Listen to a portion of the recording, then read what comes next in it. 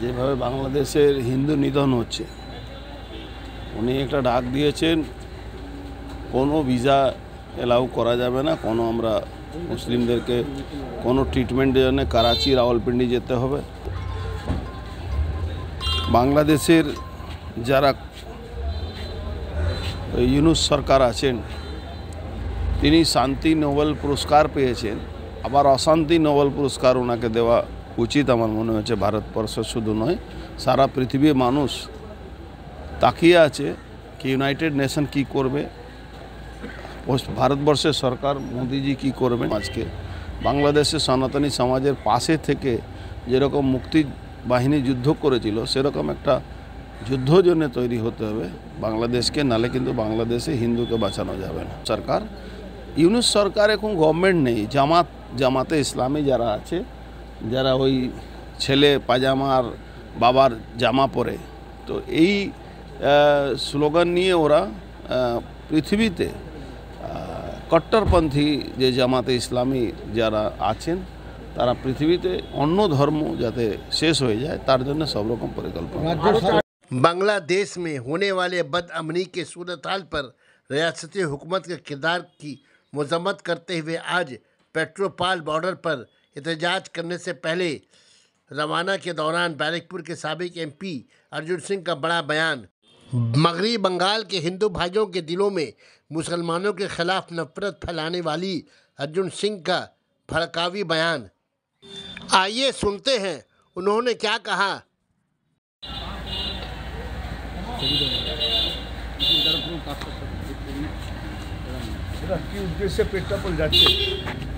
আজকে আমরা ঘোষিত প্রোগ্রাম আছে, লিডার অফ অপোজিশন ডাক দিয়েছেন পেট্রাপোল বর্ডারে।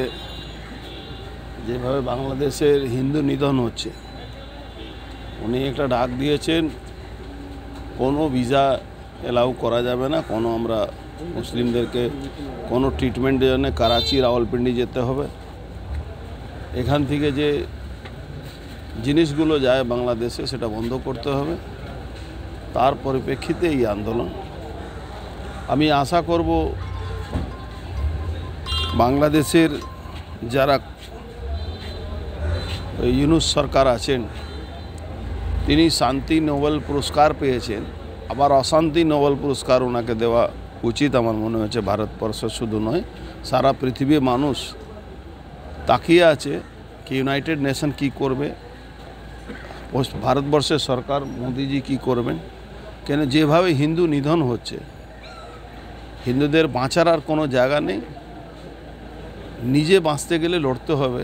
সেই লড়াইয়ের মধ্যে লড়াই করার জন্যে সব রকম সহযোগিতা যাতে ভারতবর্ষের হিন্দুরা করে, সেই আহ্বান করতে আজকে আমরা পেট্রাপোল বর্ডারে লিডার অফ অপোজিশনের নেতৃত্বে যাচ্ছি। বর্ডারে আন্দোলন করে কি দেখুন, আন্দোলন তো একটা প্রতীকী আন্দোলন হয়। আন্দোলন মানে যুদ্ধ হয় না। যদি যুদ্ধেরও ডাক হয় তাহলে আমার মনে হচ্ছে ভারতবর্ষের হিন্দু সমাজকে, ভারতবর্ষের সনাতনী সমাজকে, বাংলাদেশের সনাতনী সমাজের পাশে থেকে যেরকম মুক্তি বাহিনী যুদ্ধ করেছিল, সেরকম একটা যুদ্ধ জন্য তৈরি হতে হবে বাংলাদেশকে, নালে কিন্তু বাংলাদেশে হিন্দুকে বাঁচানো যাবে না। আগামীকাল চট্টগ্রামে আদালতে আমার কোনো আশা নেই কি ওনাকে ছাড়বে, কেন ওরা একটা মেসেজ দিতে চাইছে সনাতনী হিন্দুদের কাছে কি কোনো রকম কোনো প্রতিবাদ জামাতদের বিরুদ্ধে যদি করতে হয়, করলে তাহলে কিন্তু তাদেরকে মৃত্যুবরণ করতে হবে। সেই মেসেজ দেওয়ার চেষ্টা করবে ইউনুস সরকার। ইউনুস সরকার এখন গভর্নমেন্ট নেই, জামাতে ইসলামী যারা আছে, যারা ওই ছেলে পাজামার বাবার জামা পরে, তো এই স্লোগান নিয়ে ওরা পৃথিবীতে কট্টরপন্থী যে জামাতে ইসলামী যারা আছেন, তারা পৃথিবীতে অন্য ধর্ম যাতে শেষ হয়ে যায় তার জন্য সব রকম পরিকল্পনা।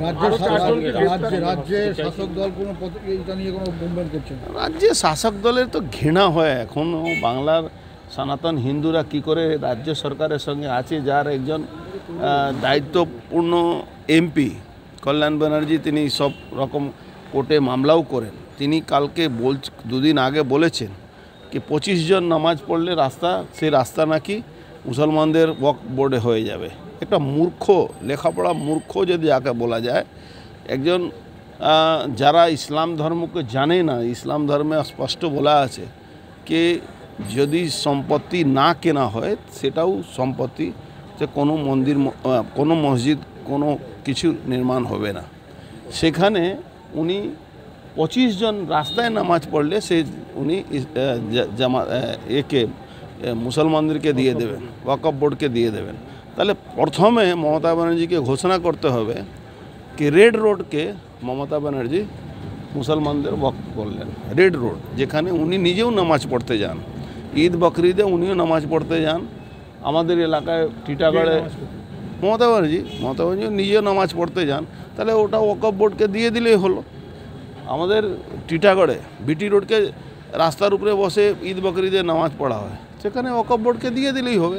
মমতা ব্যানার্জি তো নিজেও নামাজ পড়ছেন আর সমস্ত সনাতনী ধর্মের মানুষকে চাইছেন কি ওরাও নামাজ পড়ুক। গতকাল আরও 4 জন অ্যারেস্ট হয়েছে। দেখুন, ও সরষোর মধ্যে ভূত খোঁজার দরকার নেই, পুরো সরষোতেই ভূত আছে। ঠিক আছে।